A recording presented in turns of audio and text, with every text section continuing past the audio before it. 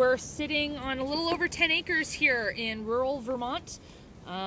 This is where we will be building a tiny home to move on to, and then once we are living on the property, we're going to start building what we've dubbed our forever home.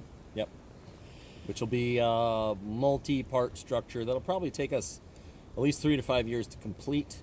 It'll be in stages, so we'll initially build a primary living area, which will be a somewhat shared space with a bunk room for the kids, and that'll expand into a larger kitchen, dining room area, a living room area, and eventually a master suite and individual bedrooms for the kids. It'll take a little while to get there, but we hope that you'll join us for that journey. So make sure you subscribe. Press the like button. Which might be here or over here. It's somewhere around here, I promise. We'll see it eventually. But hit the button, and you know what it does. And then you can keep an eye on our journey, okay?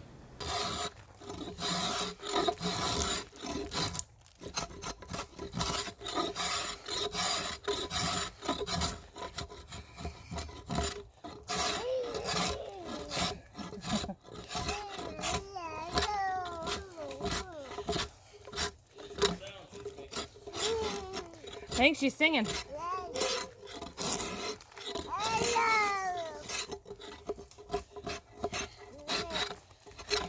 It's raining and it's very cold, and I wanted to go work the land.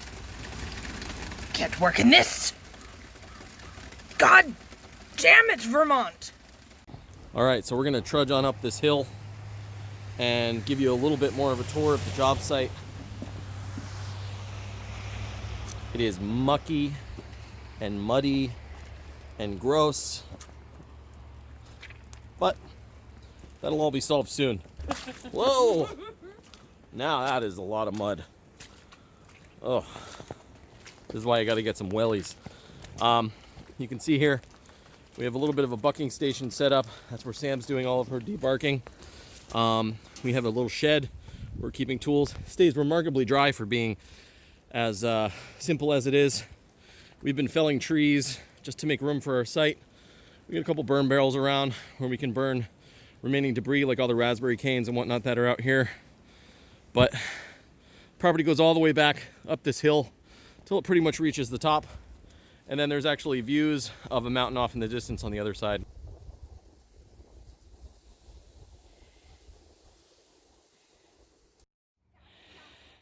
This is our driveway.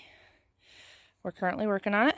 You cut the sidewalls off, you bolt them together, you add gravel. We need to add a little bit more gravel down there. It's called mechanical concrete. Closest to free you can get.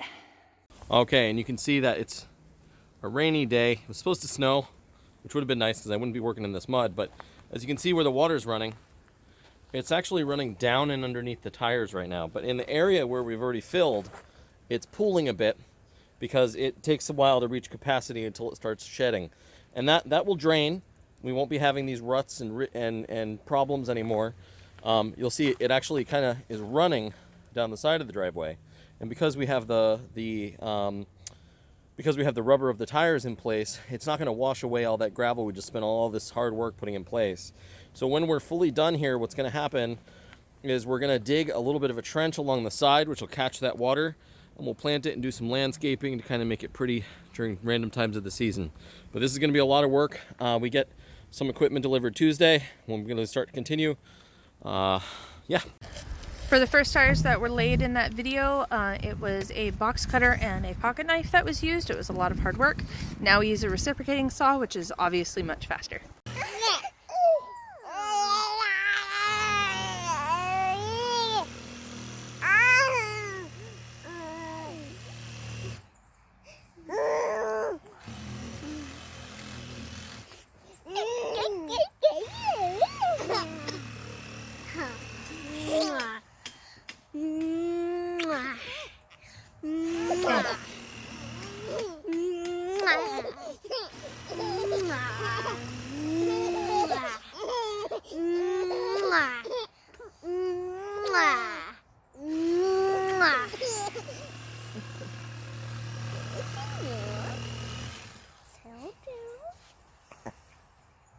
Thank you for all the nice comments and great questions. Always happy to answer questions.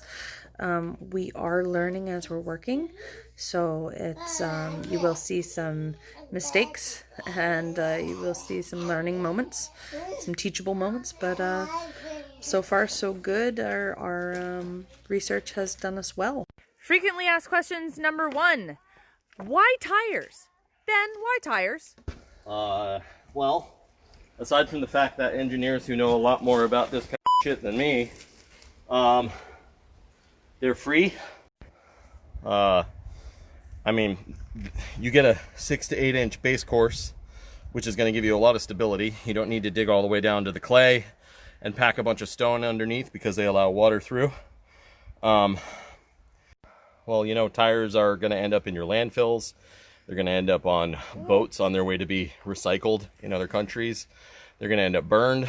We used to see that in Arizona all the time.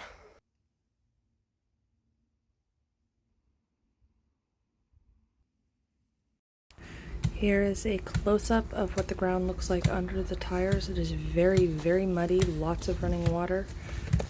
This is a close-up of one of the screws holding them together. This area is not finished, but it will be soon. It just needs a top layer of gravel. Here's the connection to the roadway.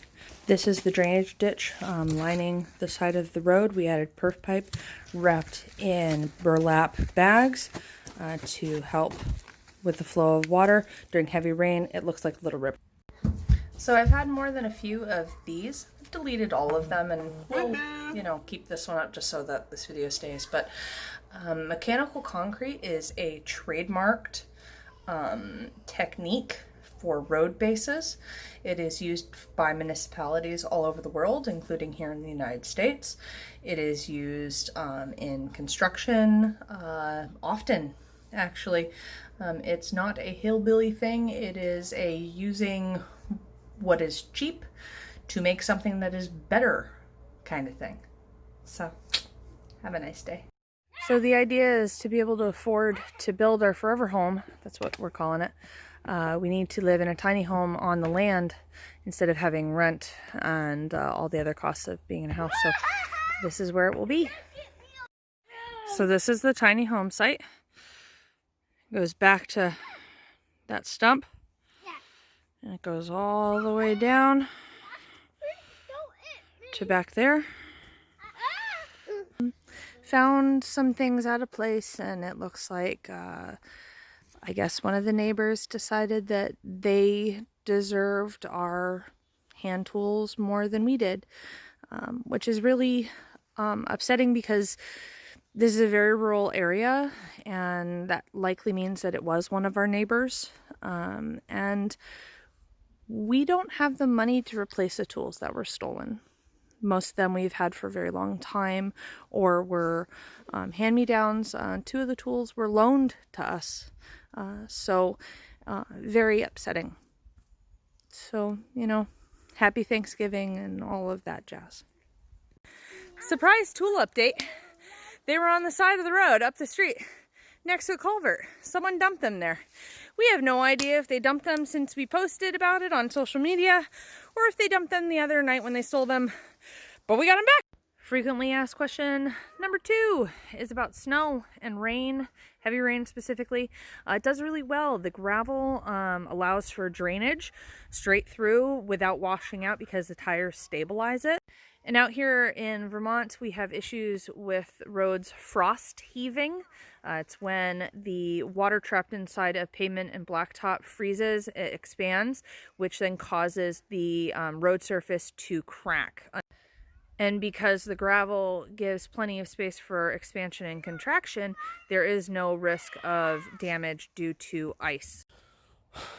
All right, so a lot of things went wrong this week, which led to possibly some good changes, like this culvert pipe you see right here and all this work they're doing in the street.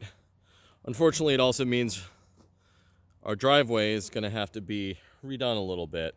So I've been working on freeing the first set of tires so that we can move them and reset them, which will hopefully make life a lot easier going forward.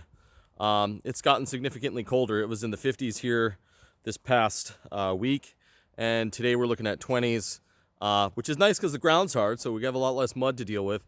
But obviously, it makes things a little more inconvenient. Our timelines are moving up, and we're going to have to get our work done very quickly. We had to postpone a gravel delivery, and the equipment rental company we were going to be renting a skid steer from decided to close for the season. So we're dealing with that as well. But we're going to keep working. We're going to find a way to, keep things going. And we'll update you again soon. Sam will be joining me after one of our kids gets out of school today.